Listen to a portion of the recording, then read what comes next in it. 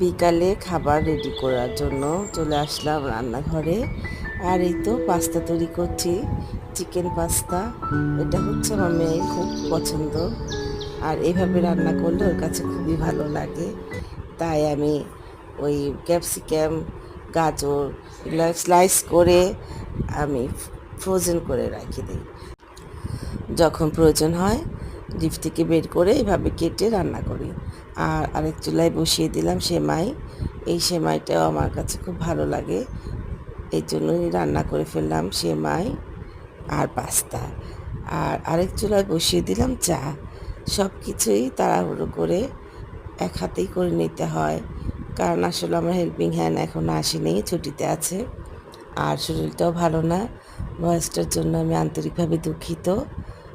যদি শুনতে খারাপ লাগে ক্ষমার দৃষ্টিতে দেখবেন। সবাইকে ধন্যবাদ।